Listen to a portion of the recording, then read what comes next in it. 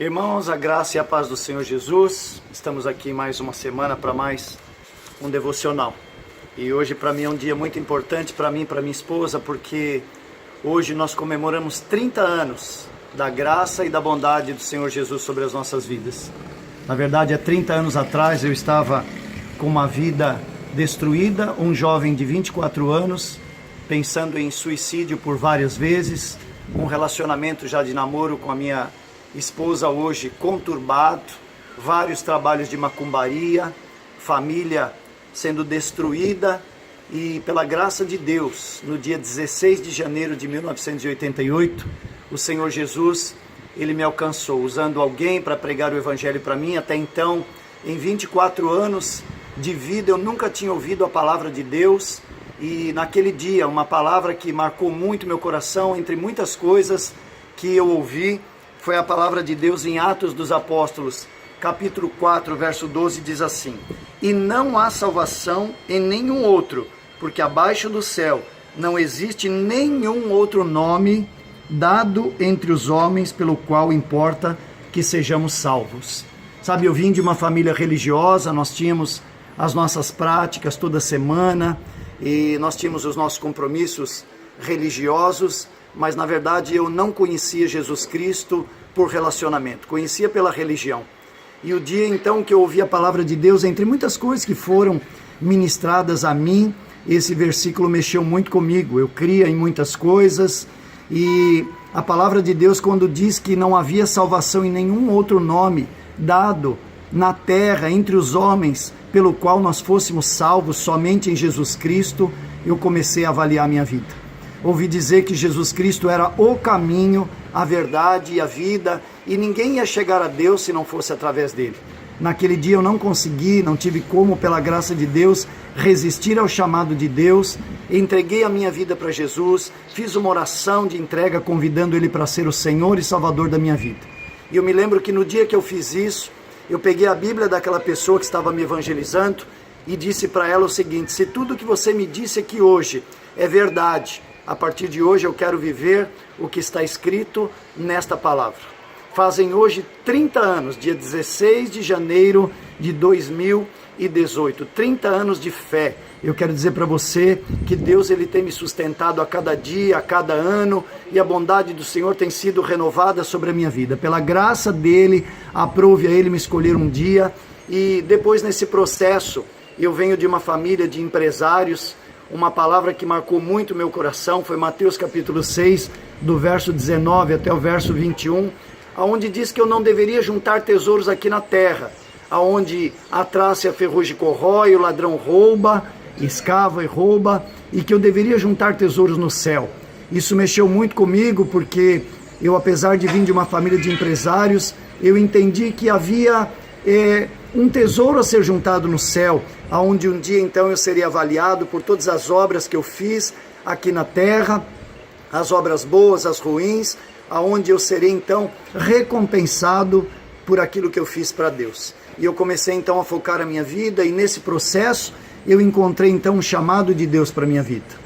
Eu já tinha 10 anos de conversão, já trabalhava para Deus, já estava desenvolvendo os meus dons e os meus talentos, mas no fundo eu sabia que Deus, Ele queria me chamar a tempo integral para ser um pastor, para servi-lo integralmente, mas eu resisti por 10 anos esse chamado. Até que um dia no Salmo de número 139, verso 16, eu parei de resistir a Deus, porque a palavra de Deus diz ali que antes de eu nascer, quando eu estava ainda no ventre da minha mãe, o Senhor ali, Ele tinha escrito cada um dos meus dias e determinado quando nenhum deles havia ainda. Quando eu entendi isso, eu vim ter clareza de que não bastava servir a Deus numa igreja, mas não, Deus, Ele tem a vontade dEle, tem um centro, existe o centro da vontade de Deus. Ele escreveu a minha história. Então, não é qualquer coisa que nós façamos nessa terra, ou qualquer coisa que nós façamos para Deus, que significa que nós estamos no centro da vontade de Deus. Há uns dias atrás eu ouvi uma frase muito interessante que eu quero deixar para você hoje, que diz assim: o pior fracasso é o sucesso fora do propósito de Deus. O pior fracasso de uma pessoa é o sucesso fora do propósito de Deus. Talvez você é uma pessoa muito bem sucedida, realizada, estudou, é um grande empresário, mas a grande pergunta é, o seu sucesso, ele está dentro do propósito de Deus? Senão, constantemente você vai se sentir uma pessoa infeliz, pode ter tudo, mas sentindo-se como se não tivesse nada. Eu quero dizer para você que talvez o vazio que você pode sentir no teu coração é a falta de estar no centro da vontade de Deus. Eu estou desfrutando de alguns dias, pela graça de Deus, de descanso, e estou aqui, você aqui no fundo está vendo uma paisagem maravilhosa. Estou aqui numa praia, descansando alguns dias, mas quero dizer uma coisa para você, isso aqui não é nada se nós não estivermos no centro da vontade de Deus. Não adianta você ter carros importados, muitas posses, casa na praia, se você não estiver no centro da vontade de Deus. Eu estou desfrutando pela graça de Deus, porque aqui é um imóvel da minha família, nem é meu, mas querido, o mais importante para mim não é estar aqui, é saber que onde eu estou, Deus está, e que eu tenho vivido no centro da vontade desse Deus poderoso e maravilhoso. Sabe, eu gostaria de encerrar esse devocional contando uma história para você que eu ouvi há muitos anos atrás e que marcou muito a minha vida, e eu costumo contar para as pessoas para que elas avaliem se estão no centro da vontade de Deus. Diz que tem uma história onde conta que uma moça se casou com um rapaz, e essa moça era muito prendada, e diz que todas as vezes que ela ia cozinhar, ela cozinhava muito bem, mas ela tinha um hábito de, quando ia fazer peixe, ela arrancava a cabeça do peixe e o rabo e jogava fora, e ela fritava somente o meio do peixe. O marido dela, então, inquieto, um dia perguntou para ela: por que você faz isso? Por que você joga a cabeça e o rabo do peixe fora, se é tão gostoso? E ela respondeu para ele: olha, eu não sei, eu aprendi isso com a minha mãe. Um dia ele foi perguntar para a mãe por que ela fazia isso, e ela disse: olha, eu não sei, eu também aprendi com a minha mãe.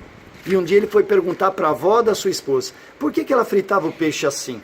E é interessante que a resposta dela foi surpreendente, que ela disse que morava num lugar muito pobre, tinha uma frigideira muito pequenininha e não dava para fritar o peixe inteiro. Então ela cortava a cabeça e o rabo do peixe, dava para o gato e fritava somente o meio. É interessante qual é o cerne da nossa história, qual é o resumo da nossa história. Que a filha aprendeu com ela a fazer isso e a neta também, mas ninguém sabia por que fazia. O que nós aprendemos nesse princípio? Talvez hoje você tenha uma religião e você tem práticas religiosas, espirituais, que você aprendeu com alguém e você nem sabe por que faz dessa forma. Assim era eu até os 24 anos de idade. Tinha uma religião, tinha as minhas práticas, mas não sabia por que as praticava. Por quê? Porque tinha aprendido com os meus pais, que eles aprenderam com os avós, que aprenderam com os bisavós, e ninguém sabia por que fazia aquilo. Até que um dia eu me deparei com a palavra de Deus. A palavra de Deus diz assim: conhecereis a verdade e a verdade vos libertará. A verdade é uma pessoa, a verdade é Jesus Cristo, e que você possa estar aberto para ver a forma que você tem fritado o seu peixe. Eu encerro hoje deixando essa pergunta para você: com quem você aprendeu as suas práticas? Com quem você aprendeu a fritar o seu peixe? Será que está de acordo com a palavra de Deus? A palavra de Deus, na verdade, é aquela que pode nos guiar a toda a verdade. É ali que aprendemos sobre Deus verdadeiramente. Existe o Deus que o mundo prega e existe o Deus que está na Bíblia, na palavra de Deus. Qual é o Deus que você tem servido e tem seguido? Saiba de uma coisa, como eu disse através daquela frase: o pior fracasso é o sucesso fora do propósito de Deus. Que Deus abençoe a tua semana, que Deus abençoe o teu dia, que você seja coroado com a bondade do Senhor. Se Deus falou teu coração através desse devocional, que você possa enviá-lo para alguém. E dê um like aí, se você tem sido abençoado pelos nossos devocionais, que você possa nos incentivar aí a continuarmos, em nome de Jesus, dando seu like, fazendo seu comentário. Uma semana de graça e de bondade sobre a tua vida, em nome de Jesus.